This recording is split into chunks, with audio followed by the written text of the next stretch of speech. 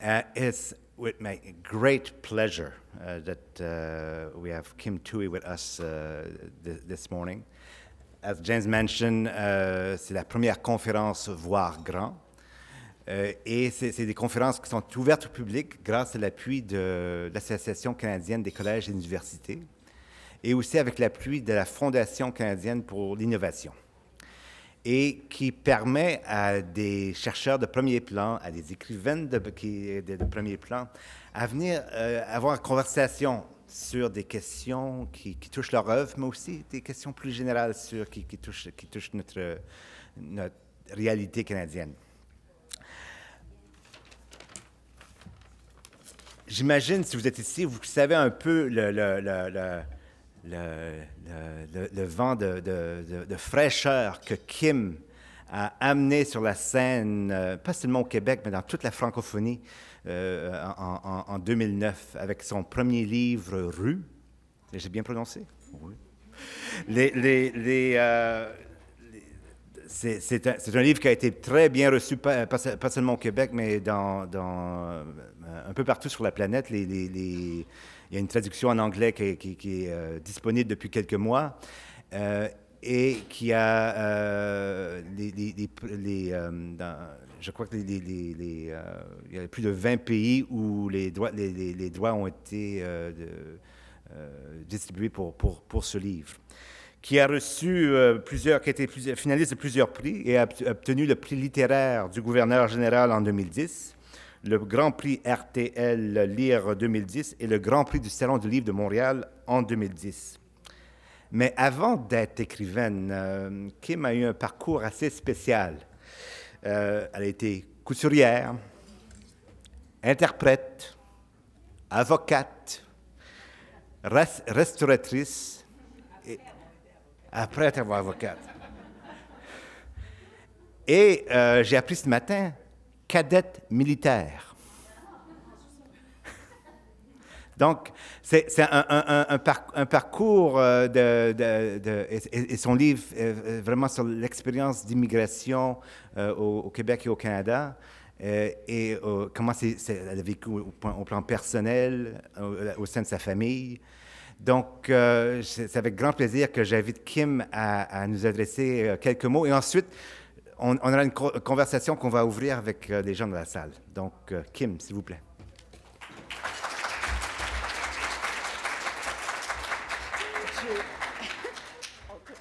Je vais utiliser ce micro parce que, vous voyez, c'est étrange qu'on m'ait choisi comme la première personne à lancer la série Voir Grand, parce que hein, je suis tout le contraire de Voir Grand, mais en même temps, je pense que c'est le bon choix peut-être, parce que même quand on est petit, on peut voir grand.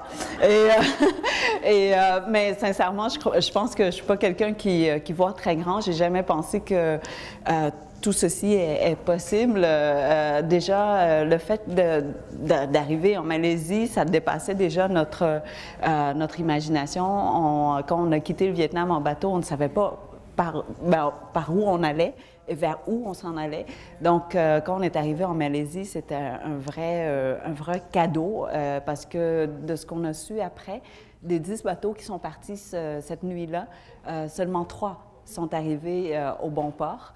Et donc, c'était une chance inouïe. Et après ça, d'avoir été sélectionné par la délégation canadienne, peut-être que vous connaissez, à ce moment-là, il y avait des camps de réfugiés pour les Vietnamiens un peu partout en Asie du Sud-Est. Donc, en Indonésie, en Malaisie, en Thaïlande, aux Philippines, ça dépendait vraiment, c'était selon les vents et les courants voilà, qui nous emportaient. Et nous, c'était en Malaisie. Et la plupart des délégations faisaient la rotation d'un camp à l'autre pour faire la sélection des réfugiés. Et nous, on a eu la chance de tomber en même temps que le passage de la délégation canadienne. Et parce que mes parents parlaient déjà français et anglais, c'était presque un mariage parfait. Il y avait un représentant du Québec dans la délégation et on a été... en fait, on n'a pas choisi parce qu'on ne connaissait rien du Canada. L'Internet n'existait pas. Donc, au Vietnam, on connaissait la France, évidemment, en raison de la colonisation, on connaissait les États-Unis en raison de la présence américaine sur place. Mais le Canada, tout ce qu'on connaissait, c'était une petite image qui montrait un igloo et puis un Esquimau. Et donc, ma mère pensait que le Canada, c'était l'hiver 12 mois par année. Et donc, il y avait une dispute très animée entre mon père et ma mère, parce qu'il dit, comment tu penses qu'on va pouvoir vivre dans un igloo, puis qu'on ait froid 12 mois par année? Mais les enfants, on aimait ça parce qu'on pensait que le Père Noël habitait au Canada. Donc, on allait être à côté du Père Noël, et donc, on soutenait mon père plus que ma mère. Et donc, le choix a été, comment je vous dirais ça, par pure chance d'avoir le Canada passer par notre camp. Et quand on est arrivé au Québec, bien, on n'avait pas vraiment de famille ou de préférence pour une ville en particulier. Donc, on est arrivé à Granby par chance aussi. C'était le gouvernement qui nous envoyait dans des plus petites villes, dont j'ai des cousins qui sont arrivés après, et eux, après ou à peu près en même temps, mais on ne savait pas.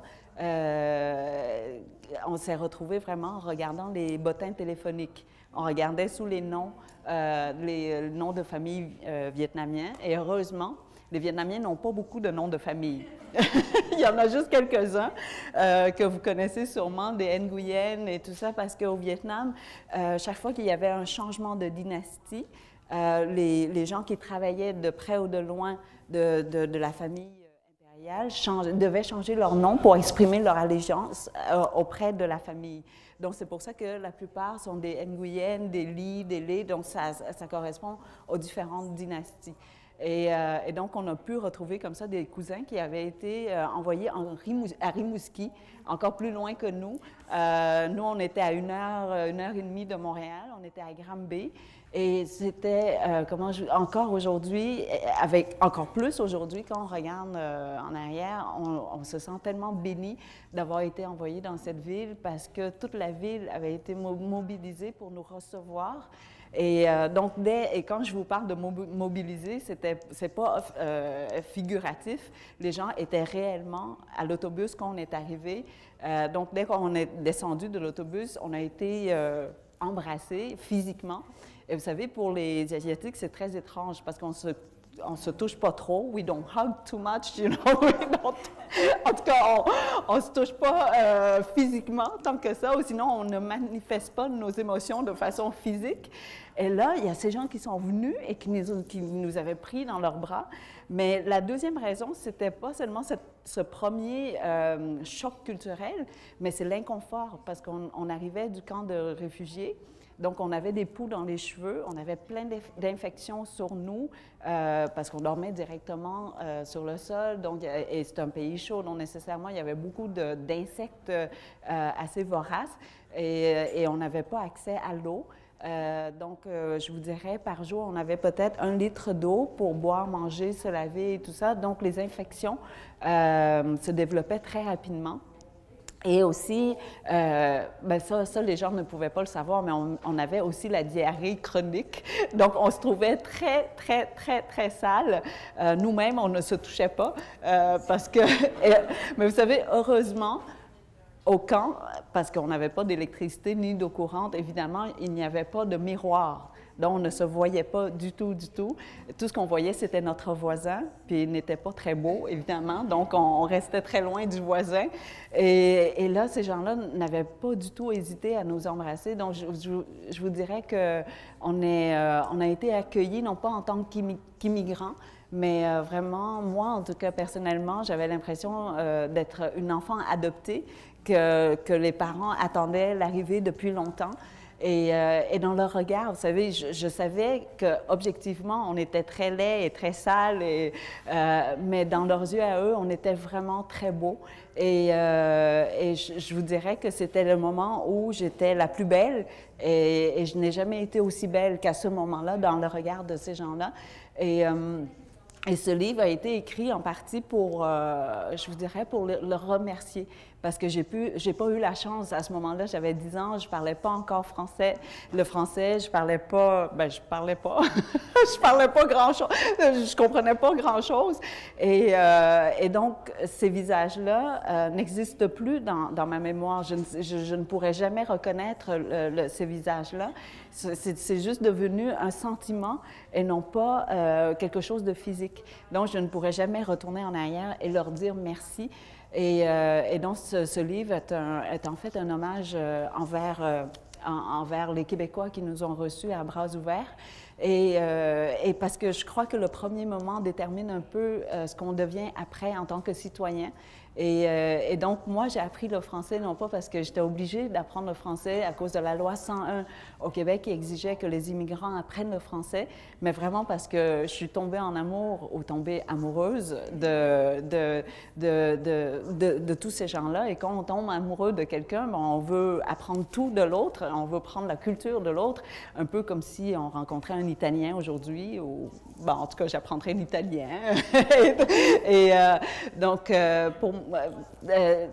donc, une partie du livre, c'est vraiment pour dire merci à tous ces gens-là, de leur rendre hommage, et aussi de rendre hommage aux Vietnamiens qui ont vraiment, il y a mes parents, mais il y a tous ces hommes et ces femmes vietnamiens qui ont sacrifié énormément, qui se sont sacrifiés pour que leurs enfants puissent avoir une meilleure vie.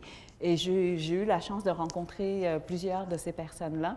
Donc, je voulais aussi leur rendre hommage. Et aussi, je crois que le livre, je vous dirais que la communauté vietnamienne, il y a certains Vietnamiens qui me reprochent de ne pas critiquer le communisme ou le gouvernement communiste de façon plus radicale.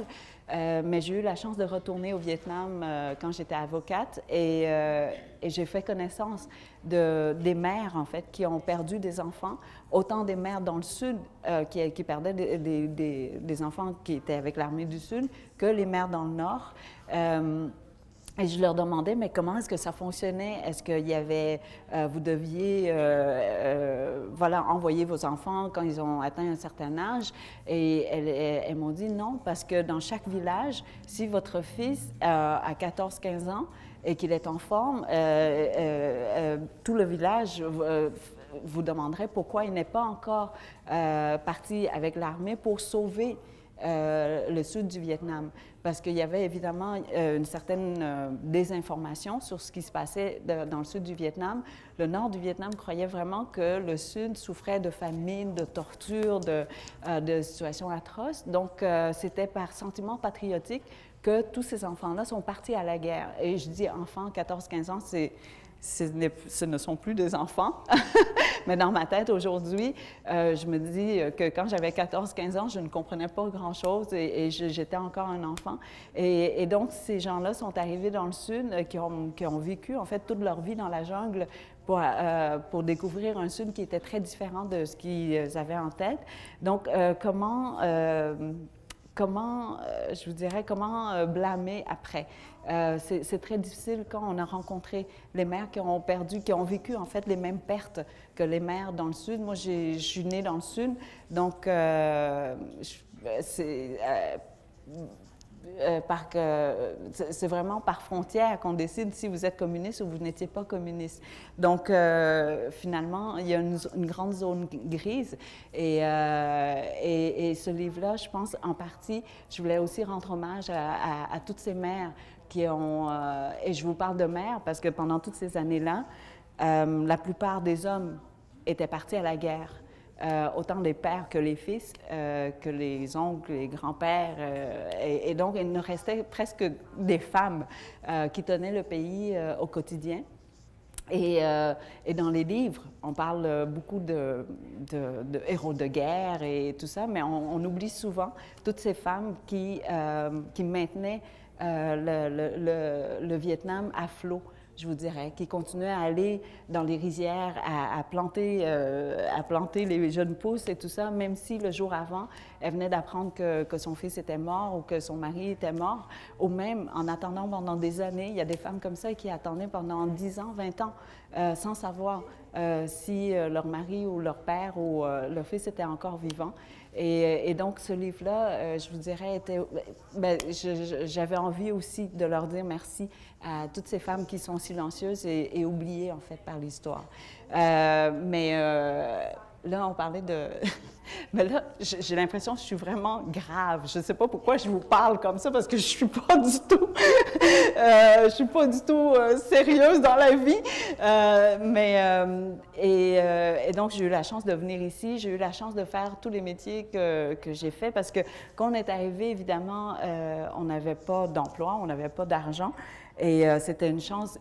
Chaque fois qu'on recevait une offre, bien, pas une offre d'emploi, mais que quelqu'un nous engageait, c'était la fête à la maison. Et le premier emploi que mon père a reçu, c'était à l'hôtel où on est descendu. Quand on venait juste d'arriver, les autres pouvaient suivre le cours de français et recevoir un petit salaire de 40 $ par semaine. Mais mes parents, tous les deux, parlaient déjà français, donc ils ne pouvaient pas suivre le cours. Donc, on n'avait pas de revenus comme tel. Et donc, le directeur de l'hôtel, je pense qu'il a créé cet emploi-là pour mon père en l'engageant comme homme de ménage pour laver les marches de l'hôtel. On était tellement heureux et reconnaissant, en fait, pour cet emploi-là. Et à partir de là, tous les emplois après, et ma mère aussi, il y a un couple qui a offert de faire le ménage chez eux. Et c'était tout un apprentissage parce que ma mère n'avait jamais fait de ménage. Et aussi, le standard, ou sinon la façon de nettoyer une maison ici et au Vietnam est très différente. Vous imaginez, au Vietnam, c'est un pays tropical dont les portes sont ouvertes. Il y a plein de fourmis et moustiques qui rentrent et il n'y a personne qui s'en soucie. Alors qu'ici, c'est ça, dès qu'on voit... Mon mari vient de Roberval, au Lac-Saint-Jean, et elle a juste un enfant qui est mon mari. Et chez elle, je pense qu'on peut lécher le plancher sans tomber malade. Et donc, dès qu'elle voit une fourmi, c'est la panique, c'est la fin du monde. Alors que nous, on a grandi avec les fourmis. C'est un pays où on ne pouvait pas vraiment fermer les portes.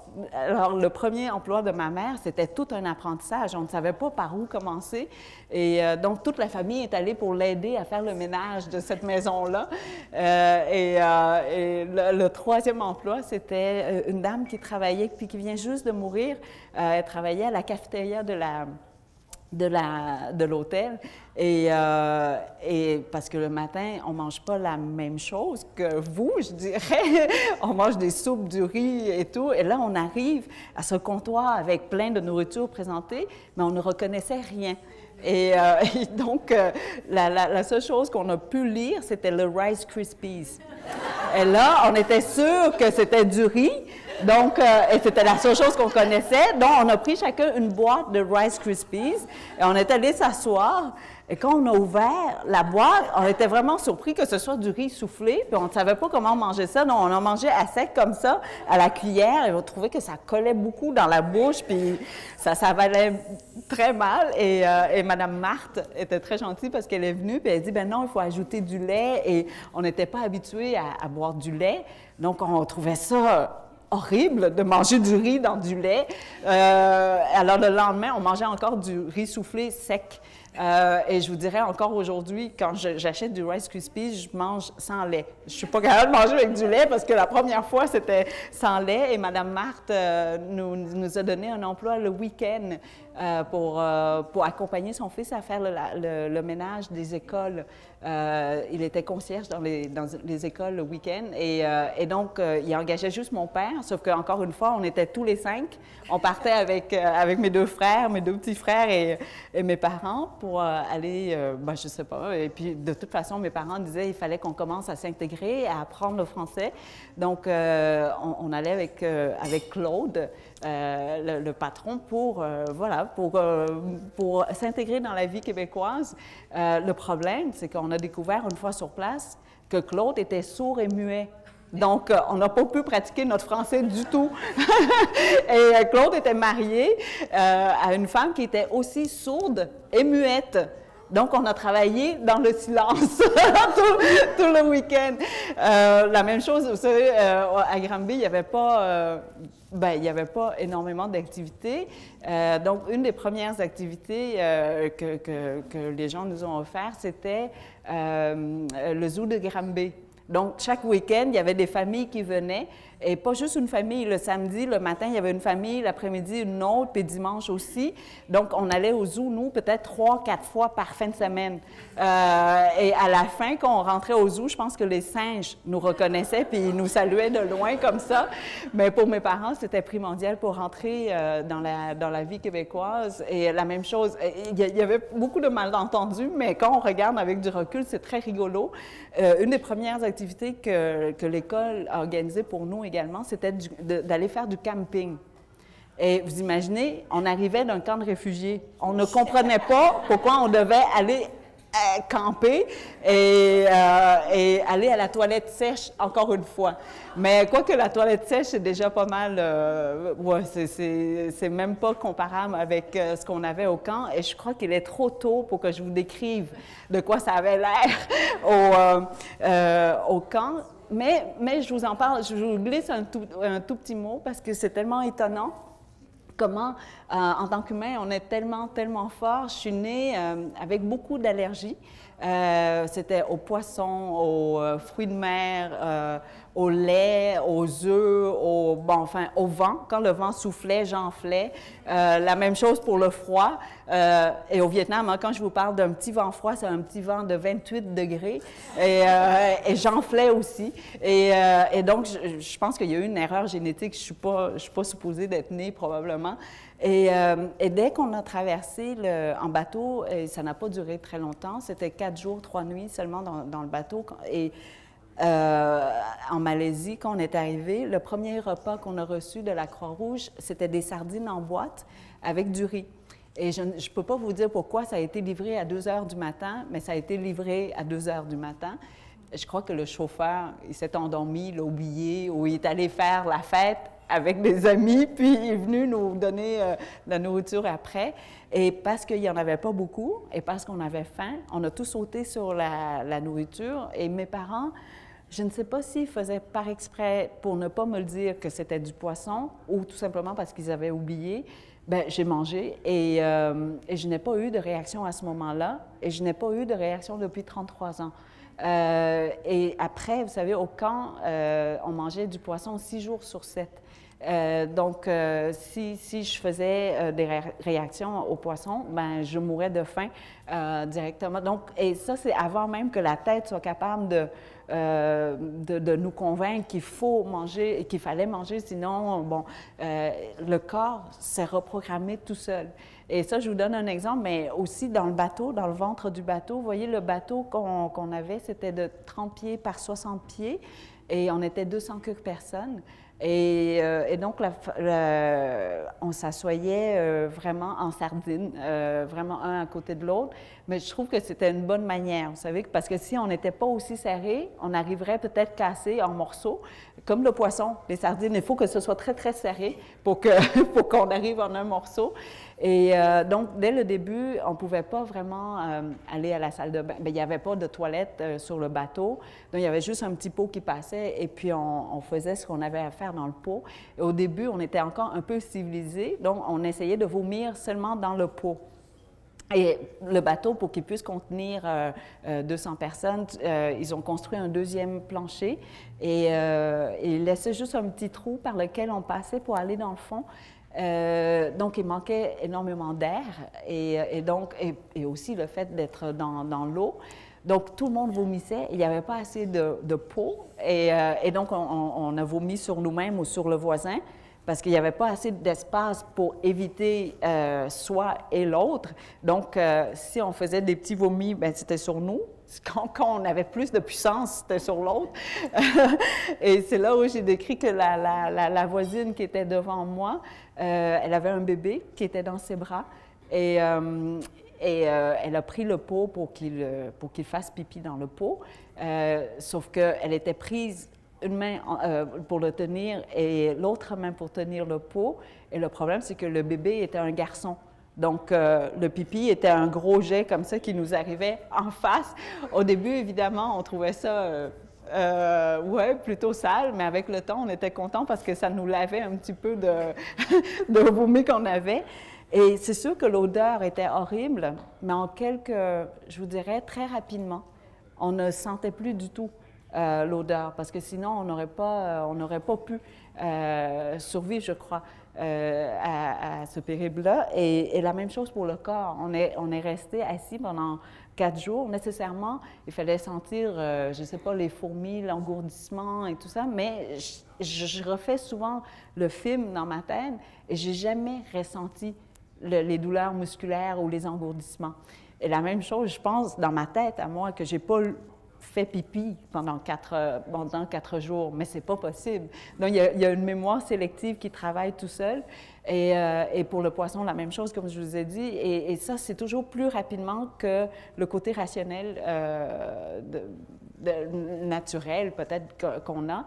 Et quand on est arrivé au camp, la même chose. C'est que le camp, bien, quand je parle de camp, c'est un gros mot. C'était vraiment juste un terrain avec du fil barbelé autour. Et on est arrivé là et tout le monde s'installait dans le même espace. Et il n'y avait plus de place pour nous, même juste pour se coucher. Et donc, mes parents ont vu une petite butte plus loin, vous savez, juste ouais, pas une colline, mais vraiment juste une petite butte plus loin. Puis on se demandait pourquoi personne s'était installé sur la butte, parce que... donc, on est resté silencieux, notre groupe à nous, on était 13. On a dit, nous, on va aller sur la butte, on va être plus intelligents que les autres, on va pas se coucher sur le plancher. Ben, c'est pas sur le plancher, mais sur le même terrain où il n'y avait pas d'espace. Et c'est tellement drôle parce qu'on se croyait vraiment intelligents, là. Et plus génial, ouais, plus géniaux que les autres. Et dès qu'on est arrivé sur la butte, c'était la nuit, ben là, on ne pouvait plus voir. Et là, on a compris tout de suite pourquoi il n'y avait personne. C'est que l'odeur était tellement forte que vous aviez l'impression... En fait, moi, je vois encore, c'était comme un mur. Quand on parle d'odeur, on pense que l'odeur est intangible ou sinon, voilà, invisible. Mais je vous dirais que pour moi, à ce moment-là, l'odeur était tangible et avait un poids, en fait. Et mon père nous a dit, bon, on se couche tous ce soir ici, et demain, on verra ce qu'on va faire. Mais temporairement, on reste ici parce qu'on n'avait pas d'autre place où aller, puis il faisait noir, il n'y avait pas de lumière, on ne pouvait plus bouger. Donc, on restait là, puis personne n'a réussi à se coucher à l'horizontale, tout simplement parce que l'odeur avait un poids tellement lourd que vous sentiez, en fait, que vos poumons étaient écrasés. Donc, on s'était tous restés assis. On a dormi assis, en fait. Cette nuit-là, parce que autrement, c'était impossible de respirer. Et c'est seulement le lendemain qu'on a vu qu'on était à côté de la fosse commune où tout le monde allait. Puis je ne vais pas aller dans le détail parce qu'il est trop tôt puis que vous venez juste de manger. Mais après, vous savez, très rapidement, je ne pourrais pas vous dire le nombre de jours, mais on ne sentait plus du tout l'odeur. On est resté là pendant 4 mois. Et parce qu'il y avait des nouveaux réfugiés qui sont arrivés après nous, puis il n'y avait plus d'espace, donc ils sont venus aussi. Donc, tous ceux qui habitaient sur la butte ne sentaient pas du tout l'odeur. Mais ceux qui venaient nous visiter, ils ne comprenaient pas comment est-ce qu'on pouvait vivre sur cette butte-là. Et c'est là où je crois que l'humain est extraordinaire, parce qu'on réussit... Puis c'est pas parce que le nez ne sentait plus les autres odeurs. On sentait les autres odeurs, mais cette odeur-là, en particulier, avait été effacée de notre carte mémoire. Alors, voilà. Et vous savez, ce matin, j'ai pris l'avion de 5h30 du matin de Montréal pour être ici avec vous. Et je ne sais pas, j'ai mal lu les heures et tout ça. Et mon ami qui est venu me chercher à 4h30 a regardé mon billet, puis il a dit... C'est pas que tu dois être à la porte de l'avion à 5h30. Ton vol est à 5h30. Donc, je suis arrivée à l'aéroport à 5h06 et j'ai couru à travers la sécurité et tout ça et j'ai réussi à prendre l'avion de 5h30. Je suis arrivée ici à Pearson, il y a eu un retard avec l'avion, donc il y a eu un pépin avec le chauffeur et tout ça. Donc, j'ai encore couru pour trouver le chauffeur pour être ici à l'heure avec vous. Et j'ai appelé mon ami, j'ai dit, tu peux pas croire, mais c'était cédulé pour que j'arrive tôt ici, avoir le temps de déjeuner, me reposer, tout ça. Mais je cours encore et puis on a tellement ri parce qu'elle me dit, ah, peut-être parce qu'on est immigrante. Elle est moitié brésilienne, moitié égyptienne. Elle dit, on n'est pas capable de ne pas courir. On est fait pour courir. Et donc, peu importe l'endroit ou le travail qu'on doit faire. Et c'est peut-être pour ça que j'ai fait tous ces métiers-là. C'est que chaque fois qu'il y a un emploi qui arrivait à nous, ben on l'acceptait, on ne pouvait pas dire non. Parce qu'on trouvait que c'était un gros cadeau, un grand cadeau, magnifique. Et si j'ai fait tous ces métiers tellement disparates et disconnectés, c'est parce que je crois, c'est le parcours typique des immigrants. C'est-à-dire, on n'a pas de direction claire. Je pense qu'on ne se pose pas la question qu'est-ce qu'on aimerait faire dans la vie. Mon mari, qui est québécois, évidemment, a toujours su ce qu'il voulait faire ou a toujours eu une direction. Et c'est pour ça que à 39 ans, il m'a assise puis il m'a donné en fait 1 mois de punition à la maison. Puis il dit, tu vas réfléchir à ce que tu veux faire plus tard, quand tu vas être grande dans la vie. Et donc, pendant 1 mois, il m'a attaché une chaise pour que je trouve une direction, ce que j'aimerais faire. Puis j'ai jamais cherché, je dois vous avouer, j'ai triché. Tout ce que j'ai fait, c'est j'ai rentré les notes que j'avais dans l'ordinateur en attendant la fin du mois pour retourner au bureau. Et Rue est née de ces notes-là. Et ces notes-là, j'avais un restaurant.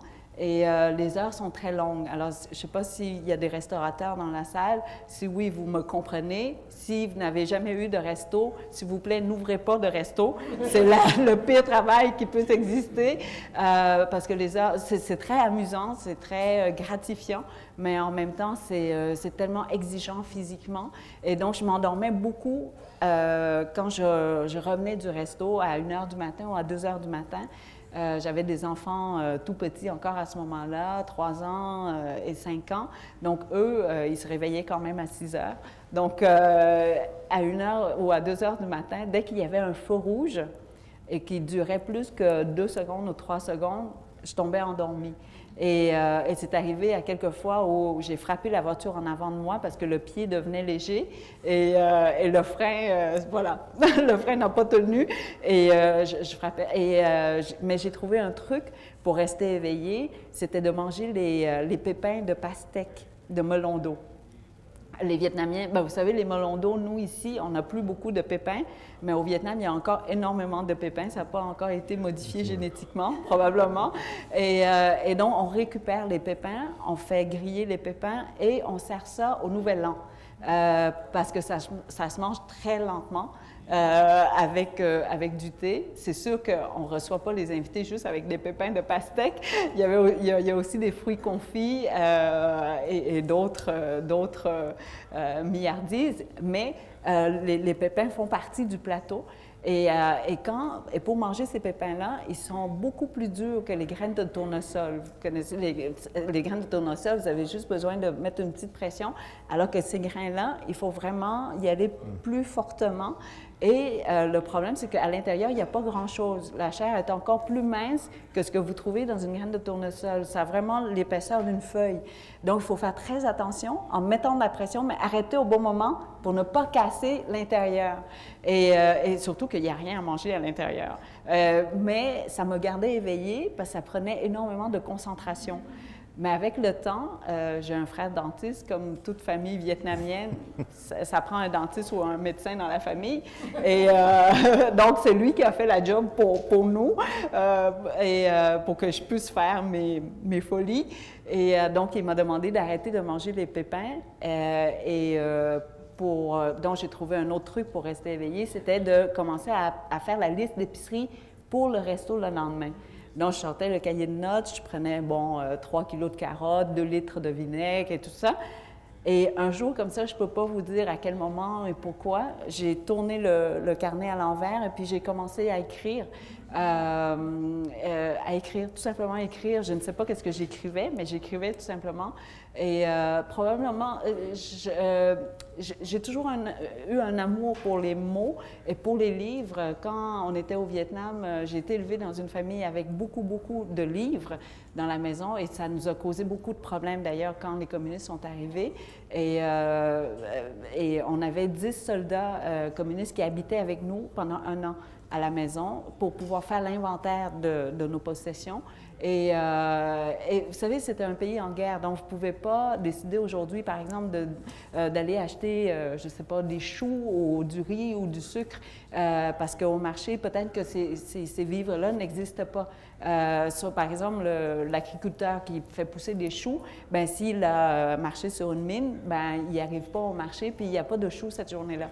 Et donc, il faut changer de menu. Et le riz, la même chose. Vous ne pouvez pas acheter du riz quand vous vouliez.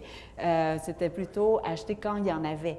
Et ma grand-mère a beaucoup d'enfants. Elle en a 8. Et à ce moment-là, il y en a qui étaient mariés avec des enfants, avec des cousins et cousines qui venaient habiter chez elle pour aller à l'école. Et bon, enfin, on était une très grosse famille, beaucoup de bouches à nourrir. Donc, elle avait des réserves de riz, de sucre, de sel, de toutes sortes de choses, de tissus et aussi de soutien-gorge. Vous savez, parce que j'en ai parlé dans la rue, c'est tout simplement parce qu'au Vietnam, morphologiquement, les Asiatiques, on a un peu moins de poitrine, mais dans notre famille, on a été modifiés génétiquement. On en a vraiment plus. Donc, on ne pouvait pas en acheter au Vietnam des soutiens-gorge. Les soutiens-gorge au Vietnam, ils sont tous rembourrés. Vous savez, donc, quand vous achetez, c'est comme un cône, en fait, rempli. Donc, c'est comme les soutiens-gorge de Madonna. Ça tient tout seul. Et donc, ma grand-mère, parce qu'elle a beaucoup de filles, elle a 6 filles, et tous ses petits-enfants, les cousines et tout ça. Donc, à chaque fois qu'elle pouvait en acheter de la France, ou que quelqu'un revenait de la France, ou qu'elle pouvait commander de la France, bien, elle commandait beaucoup de soutien-gorge pour le futur. Et donc, je vous dirais, elle avait un inventaire plus important qu'une boutique normale ici. Donc, je pense que j'en porte encore de ces soutiens-gorge à elle. Mais donc, quand les soldats sont arrivés, bien, tout ça avait été répertorié et confisqué. Mais comme j'ai dit dans le livre, c'est pas tous les... vous imaginez que ces jeunes soldats-là étaient partis de chez eux depuis l'âge de 14-15 ans. Ils n'avaient jamais vu un soutien-gorge auparavant. Donc, la première fois, quand ils ont vu les soutiens-gorge, ils pensaient que c'était... Bien, ils ne savaient pas c'était quoi d'abord, et après, ils ont pensé que c'était des filtres à café. Vous savez, parce que dans le temps, le filtre à café, c'était un anneau en métal comme ça, avec un tissu cousu. Après l'anneau, bien, le soutien-gorge, c'est un peu pareil, c'est avec 2 poches, mais je trouvais que c'était très étrange parce que c'était en dentelle, là, il y avait beaucoup de trous, et aussi que ça venait par 2. Pourquoi est-ce qu'il y avait 2 filtres de café en même temps? Bon, donc il y a eu toute une discussion autour des soutiens-gorge de filtres à café. Pourquoi il y en avait 2? Et là, il y avait plein de théories pourquoi c'était 2. Et bon, peu importe. Mais il y a eu beaucoup de malentendus comme ça. Dans le Sud, déjà, les femmes portaient des sous-vêtements. Et quand vous êtes dans la jungle, vous n'avez pas de sous-vêtements. Vous avez en fait votre uniforme, un casque et des sandales, et c'est tout. Et donc, certains soldats se demandaient pourquoi est-ce que toutes les femmes du Sud avaient un nerf ou une veine qui sortait en dessous des fesses de façon très proéminente. Alors, ils se disaient tous, « Mon Dieu, t'as vu, toutes les femmes du Sud ont un problème de nerfs sur les fesses. » Et bon, enfin, je suis désolée, je dérape complètement, je vous raconte des niaiseries. Mais donc, on avait beaucoup de livres et les soldats, ce qu'ils ont fait, ils ont ramassé tous les livres dans une salle pour pouvoir faire l'inventaire et nous porter accusation après. Et évidemment, à ce moment-là, on avait des livres de toutes sortes. Il y avait des enseignants à la maison, donc il y avait des livres de maths qui disaient, par exemple, 3 bananes plus 2 pommes, ça fait 5 fruits. Bien, en temps de chaos, et à ce moment-là, ces livres-là étaient considérés blasphématoires quand même, parce que c'était frivole de compter des fruits. Il fallait plutôt dire, tel soldat a largué 3 bombes le premier jour, le deuxième jour 2 bombes. Alors en tout, combien de bombes a-t-il largué, par exemple? Donc tous les livres avaient été changés, donc ça c'était problématique. La même chose pour les romans d'amour. Tout simple, c'était aussi des livres anti-révolutionnaires, parce que dans un pays qui était en construction, on ne pouvait pas être frivole et futile.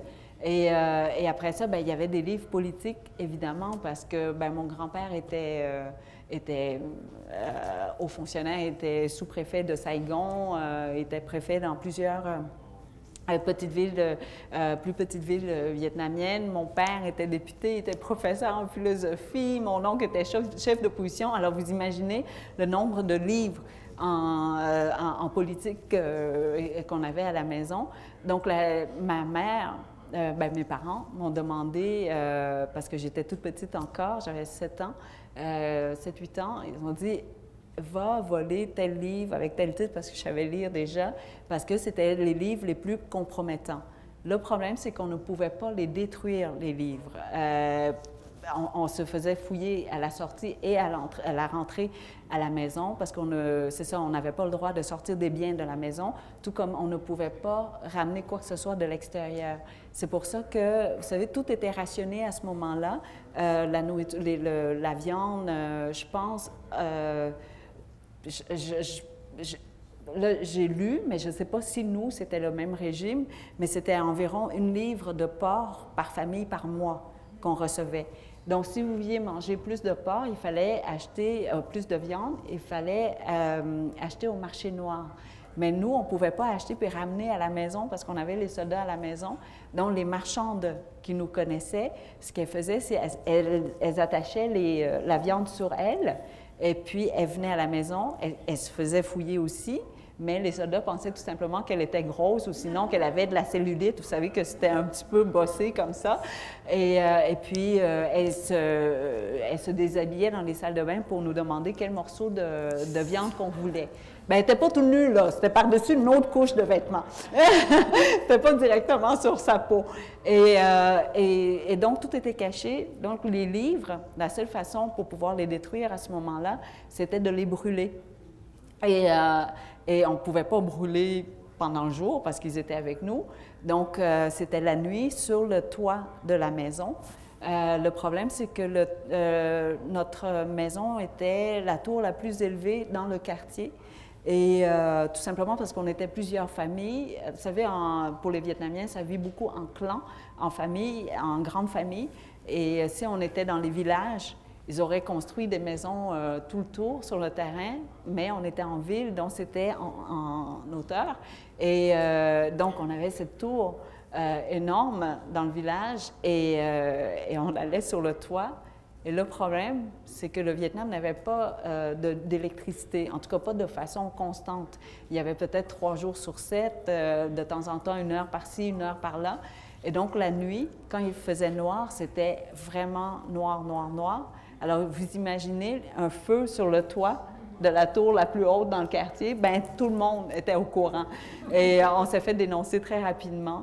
Et ce que j'ai appris à ce moment-là, c'est que les livres sont très difficiles à brûler, qu'on devait vraiment déchirer les pages. Donc, les enfants, nous, notre travail, c'était de déchirer les pages, et puis les parents les brûlaient. Et quand on est arrivé au Canada, je vous dirais, oui, on était très pauvres durant les premières années, mais je n'avais jamais senti la pauvreté en tant que telle. C'était plutôt, je vous dirais, la pauvreté était sur les étagères qui étaient vides, en fait, ou les bibliothèques vides, parce qu'on n'avait pas assez d'argent pour acheter des livres.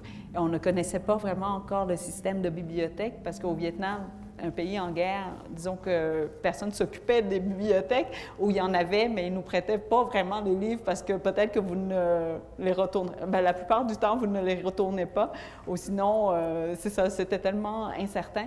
Alors, il n'y avait pas de livres à la maison. J'ai appris mon français beaucoup avec les dépliants publicitaires qu'on recevait gratuitement à la maison.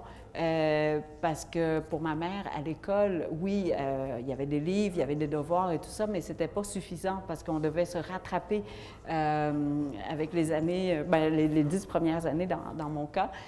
Donc, j'ai appris beaucoup de dépliants. Je parlais comme de la publicité pendant longtemps. Et en 82, je crois, le livre de Marguerite Duras est sorti. Et c'était le premier livre que mon oncle, qui a seulement 7 ans de plus que moi et qui habitait avec nous, et qui parlait déjà français avant d'arriver au Québec, a dit non, on va aller acheter notre premier livre. Et ça, c'était le premier livre à 15 $ qu'on a acheté en cachette de nous-mêmes, en fait. On se sentait tellement coupable parce qu'on sait que ces 15 $ pouvaient nourrir toute notre famille au Vietnam pendant un mois. Et au Vietnam, à ce moment-là, il n'y avait pas de possibilité pour eux de travailler. Donc, on devait leur envoyer de l'argent. Donc, on ne pouvait pas gaspiller les 15 $. Alors, ce qu'on a fait, c'est que mon oncle, il a lu l'amant de la première ligne à la dernière ligne avec moi, vraiment côte à côte comme ça, pour m'expliquer pourquoi c'était une grande œuvre. Et après, j'ai fait des dictées avec tout le livre, en fait, de la première ligne jusqu'à la dernière ligne. Et pour ma mère, la meilleure façon d'apprendre une langue, encore une fois, c'est d'apprendre par cœur. Et donc, j'ai appris l'amant par cœur, de la première page à la dernière page. Et donc, je parlais comme Marguerite Duras, comme ça, tout le temps, pendant quelques années. Et donc, c'est un auteur très important pour moi, marquant à plusieurs niveaux, parce que c'était aussi un auteur qui m'a donné la première fois une vision du Vietnam, mais autrement que celle de ceux qui ont quitté le Vietnam en bateau, ou par bateau. Mais ceci dit, après 33 ans, je ne maîtrise toujours pas le français. Je fais encore énormément de fautes, surtout le genre des mots. Vous savez, exercice, par exemple, je dois toujours me poser la question si c'est français ou... c'est français, si c'est masculin ou féminin. Et l'anglais... mais orteil aussi, je ne sais pas si c'est féminin ou masculin. À chaque fois, il faut que j'y pense. Et il y a des mots que vraiment... je peux vous dire exactement à quel moment je l'ai appris. Par exemple, le mot « hormis » et « en revanche », je les ai appris à Paris parce qu'il y a un journaliste qui est venu à ma chambre d'hôtel pour une pré-entrevue avant la télé. Et quand j'ai ouvert la porte, j'ai vu cet homme dans le couloir qui était tellement beau, extrêmement beau, je vous dirais que j'ai eu peur. Alors, j'ai refermé la porte sur lui, devant lui. Et j'ai rouvert, évidemment, une seconde plus tard et je lui ai dit que c'était à cause du vent. C'est le vent qui a fermé la porte dans un couloir de chambre d'hôtel. Et en fait, et après, ben, lui, il a utilisé le mot « hormis » et « en revanche » en entrevue, en direct. Et le problème, c'est qu'il était... Vous savez, les Français sont très éloquents et ont un vocabulaire très, très riche. Et leurs questions sont souvent très, très longues. Et donc, j'écoutais la question, sauf qu'il était tellement beau et séduisant que j'ai perdu la concentration et j'ai commencé à répondre, mais au milieu, je m'en souvenais plus de la question. Et là, on était en direct avec 10 millions de téléspectateurs. Donc, et j'ai dit, je suis désolée, je ne me souviens plus de votre question à la télé. Et lui, il a utilisé justement « hormis » et « en revanche » et tout ça. Donc maintenant, je sais comment utiliser ces mots-là grâce à ce visage-là, je vous dirais. Et donc, je peux raconter en fait l'histoire de chaque mot que j'ai appris dans le temps. Mais là, je ne sais pas si... C'est comme chez les Oscars, là, la musique va commencer. Je vais me lever. Mais donc, je ne maîtrise toujours pas l'anglais. Ah non, bien, il faut que je raconte comment j'ai appris l'anglais, alors, pour les cadets. Allez-y. Donc, pour l'anglais, après la première année qu'on était là, ma mère a décidé que je devais commencer à apprendre l'anglais parce qu'on est dans un pays bilingue et on n'avait pas beaucoup de sous pour que je puisse prendre des cours au privé. Il y avait juste 1 heure d'anglais par semaine à l'école. Donc, elle m'a envoyée chez les cadets, dans une caserne anglophone. Elle dit que c'est la meilleure façon pour apprendre gratuitement l'anglais.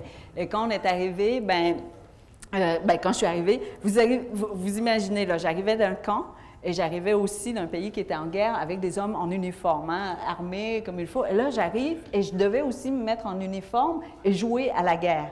C'était très confus. Et là, il fallait se placer et notre supérieur, il faisait l'inspection de notre uniforme, de nos tenues, et c'était des adolescents de 12, 13 ans à 16, 17 ans, je crois. Et donc, la plupart étaient des garçons, très, très grands. Et ce supérieur, il s'est arrêté à côté de mon voisin et il lui a parlé très fort. Bon, en fait, il parlait toujours fort. Hein, c'est des grands gars qui avaient besoin de parler fort.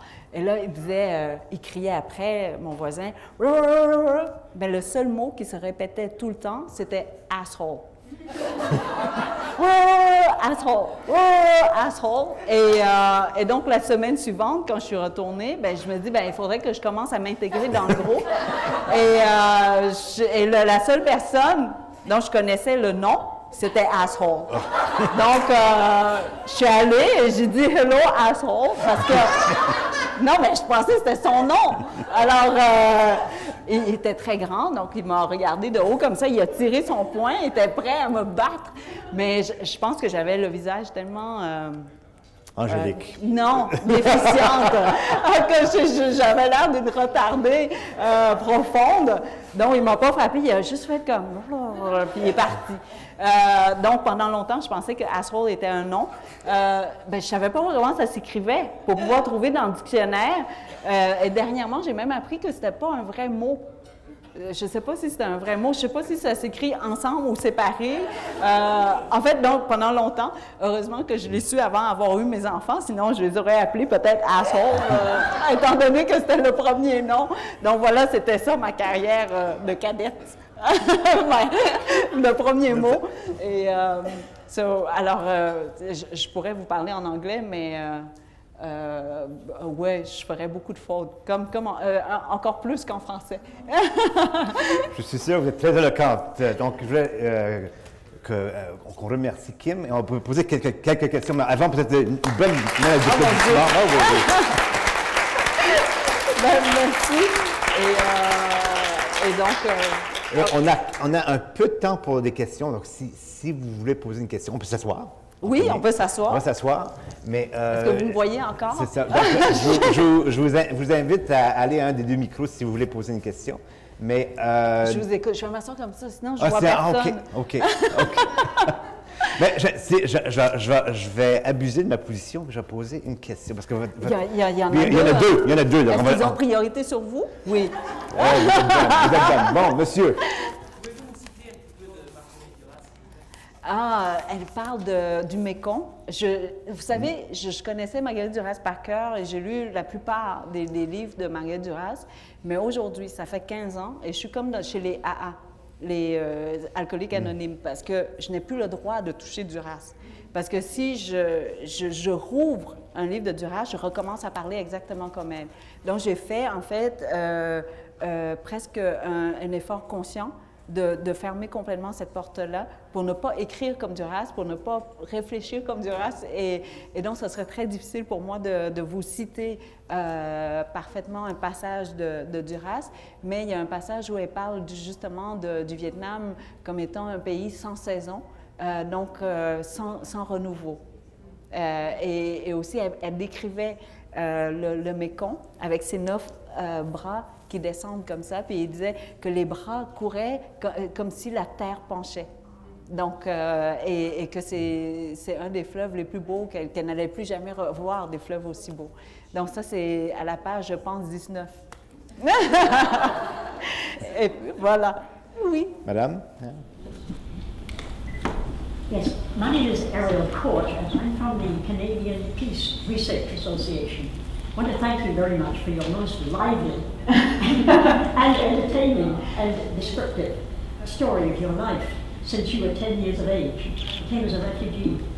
Now, as you know, there are varying different views of what happened in Vietnam, and many Canadians, as well as others, have the view that it was really a war of aggression by the United States because of what they regarded as the communist threat of taking over Vietnam. Yes. Could you be kind enough to briefly comment on that whole situation and whether your views, of course when you were 10, you inherited your views, Yes. if your views have changed since that time? I will tell you that the Vietnamese were the people, the least informed of of anybody else. You know, the French has more history, have more books on the Vietnamese history than Vietnam itself. And during the American War, I would say that we had no information or so little because all the images are on your TV and not on our TV in Vietnam. Number one, because we didn't have the mean to diffuser, to broadcast all these news, and also because they could not inform the population of what was going on, the chaos that it would create if we were informed of what was going on, you see? So that's why the Vietnamese in the north did not know what was happening in the south, and vice versa. And misinformation was so broadly practiced that the Vietnamese themselves did not know very much about Vietnam. And what we knew was only what we could see with our own eyes, but we didn't have history. And that's why in the book I wrote one page about, you know, us being so, us here, Canadians or the richer countries have the opportunity to have history classes, whereas in Vietnam it was a luxury to have history because we don't have the means or nor the time to do that back then. So what do I know about the American wars? I think, you know, as human, and I've just come back from Serbia because Rue was published in, was launched in Serbia just 2 or 3 months ago. And while I was there, I visited downtown, and there were still buildings which had been bombed, and they were still standing there. And it's been many, many years now. And they don't know what to do with those buildings in the middle of downtown, next to the university. And so I was talking about Canada, how I was welcomed by the Canadians and how peaceful this country is about. And one student stood up in the room, and there were 300 of them, and I had the Canadian embassy next to me. And the question was, what did I think? How could I say that Canada is a peaceful country when Canada was one of the participants of that bombing in 1999, their country? And it was such a difficult question to answer because there was no right answer. And I think the answer is that we are, you know, we could be very good human beings, but we can also be evil. And this is what we are. We are both. And I think wars will always exist. And Vietnam was just one of those countries where it happened. But it was not, you know, I would say that I would not take it personally. It was not because we were Vietnamese. It was just geographically, historically, at that point in time, that's where the war had to exist. And it's always a question of interest, I think. And the Americans pulled out because there was no longer interest, I think. They didn't lose the war. I don't think they lost the war. They won the Second World War. So it's impossible for them not to be able to win the war in Vietnam. And you know, Hanoi, the city is under the sea level. And around Hanoi, there's a dike made with dirt, a very simple dike. So even just a normal flood today could crush that dike. So if the Americans wanted to flood Hanoi, it took only one bomb right there on that dike. But they didn't do that because they didn't want to. Because I think there was an interest for the war to last longer and to keep it ongoing for, I don't know, whatever reasons. And we will never know the real reasons, I think, both from the Vietnamese side and the American side. So, so that's my view, is that we don't know why, and we are just des pions. How do you say that? Pawns. Pawns of a bigger I'm sorry, I don't know where my English has gone to this morning. I think I left it in Montreal. Mais qu'on est juste un des pions de l'échiquier, un grand échiquier, and then there are players which are not us. We are just the population being victims of those decisions. But those decisions will always exist. So if today is Afghanistan, is Iraq, but it will continue because we're not born equal, I think. Yeah. We'll take one short question, please. Two? Okay. Go ahead. Okay, I read your book. Je vais parler en français, pardon. J'ai lu votre livre et en fait, je me demande, vu que c'est votre histoire personnelle, vous êtes en train de raconter votre histoire personnelle, pourquoi avoir choisi donc une narratrice indienne indienne? Pourquoi vous n'êtes pas allé directement vers l'autobiographie? Et ma deuxième question, donc si Antine indienne est vous-même, la mère que vous représentez, la description de la mère de la narratrice, est-ce que c'est votre mère? Est-ce que c'est une description aussi? Parce qu'on voit que la relation a changé. Une fois que les communistes sont arrivés, la relation à la mère a changé. Elle est devenue beaucoup plus sévère, beaucoup plus stricte. Et il doit nous expliquer ça. Ouais. Donc, premièrement, le rapport à l'autobiographie et deuxièmement, le rôle de la Vous savez, j'ai pas voulu que ce soit... parce que c'est pas mon histoire, en fait. Si j'avais à raconter mon histoire, ça aurait duré 3 pages. Et puis c'est fini, parce que notre traversée en bateau était une des traversées les plus faciles. Il n'y a pas eu de viol, il n'y a pas eu de vol, il n'y a pas eu de mort.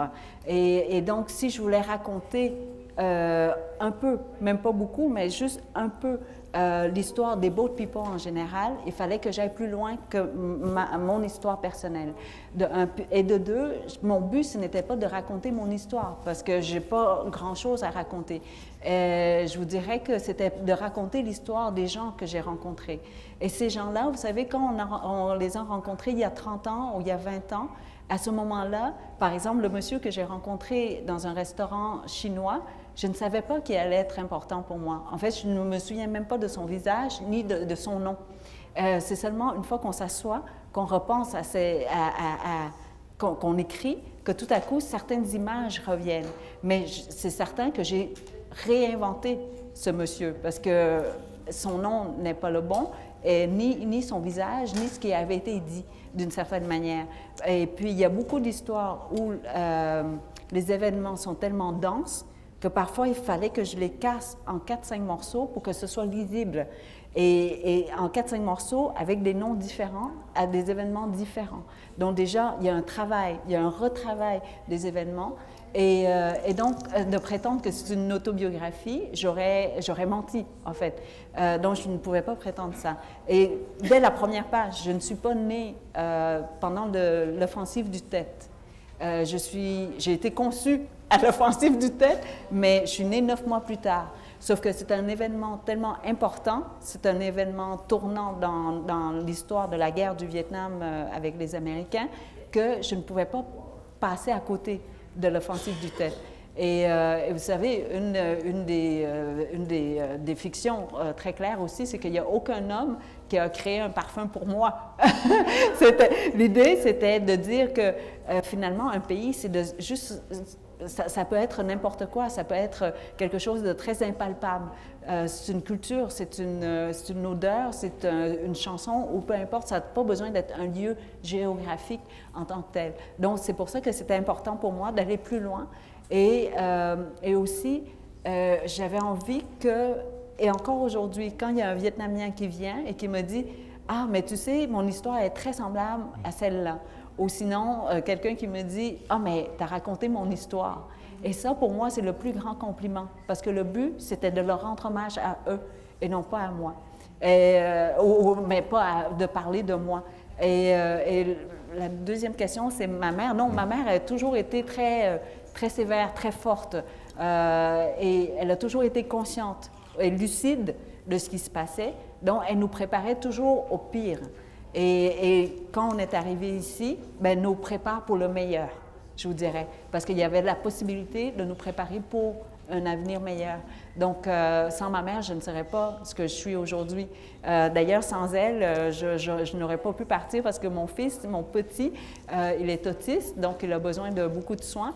Et je n'aurais pas pu partir à 4 heures du matin si ma mère n'était pas, mes deux parents n'étaient pas là et qui en prenaient soin parce que mon mari est arrivé d'un voyage d'affaires à, je ne sais pas, à 6 heures hier soir. Et puis, bon, alors oui, sans mes parents, je ne serais pas ce que je suis aujourd'hui. Et non pas seulement pour l'apprentissage, mais pour le quotidien et pour l'avenir des enfants même. Kim, c'était absolument fabuleux. Donc, encore un grand merci. C'est toujours trop court. C'est toujours très court. C'est toujours trop court. Merci. I think I didn't answer your question right. Maybe you should talk to my dad.